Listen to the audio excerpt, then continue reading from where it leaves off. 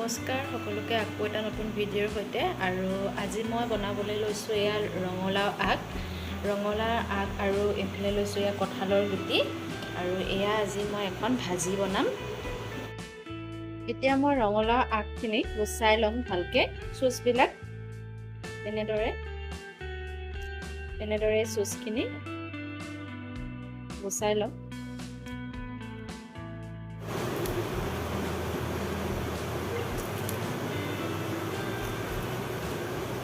কোমলীয়া পাতকেইটাও দি দিম।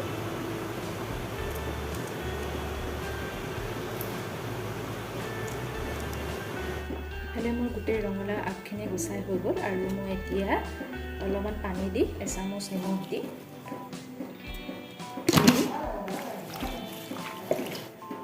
আৰু এইফালে এতিয়া মই এই কঁঠালৰ গুটিকেইটাৰ বাকলিকেইটা গুচাই ল'ম। কঁঠালৰ গুটিখিনি মই এয়া পানীত ডুবাই থৈছোঁ আৰু এই ওপৰৰ বাকলিখিনি গুচাই ল'ম।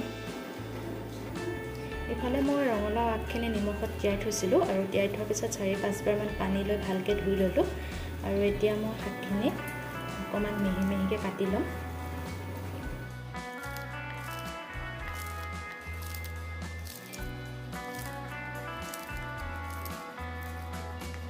কঁঠালৰ গুটিকেইটা এয়া দেখিছেনে, মই গুচাই ল'লোঁ ভালদৰে আৰু এতিয়া মই কঁঠালৰ গুটিকেইটা অকণমান মিহিকৈ এনেকৈ কাটি দিম, তেতিয়া ভালকৈ সিজি যায়। এয়া কঁঠালৰ গুটিকেইটা মই কাটি ল'লোঁ। এতিয়া চাই থাকক ভিডিঅ'টো।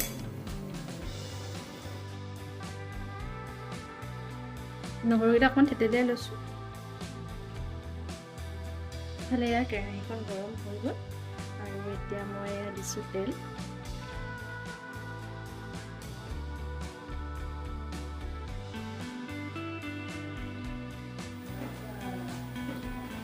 ইফালে মোৰ তেলখিনি গৰম হৈ গ'ল আৰু মই এয়া দিছোঁ তেলত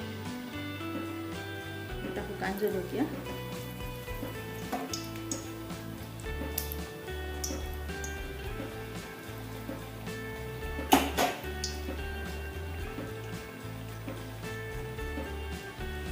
আৰু এইফালে দি দিছোঁ এয়া খুন্দি থোৱা নহৰু দুটা।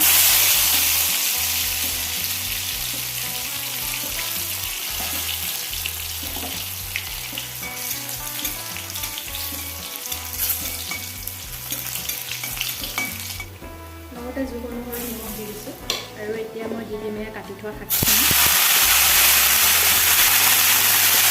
কঁঠালৰ গুটিখিনি, লগতে দি দিছোঁ জোল অনুসৰি হালধি।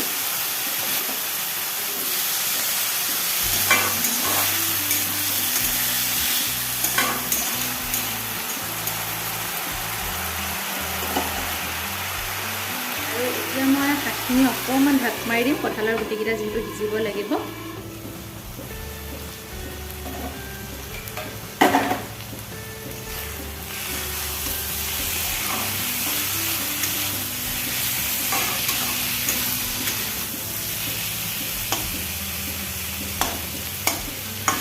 ইফালে চাওক মোৰ ৰঙালাও শাকখিনি সিজি গৈছে আৰু এইফালে কঁঠালৰ গুটিকেইটা এয়া প্ৰায় সিজিয়ে গৈছে, ভাগি গৈছে, এয়া সিজি গৈছে আৰু এতিয়া মই এনেকৈ অকণমান সময় ভাজিম।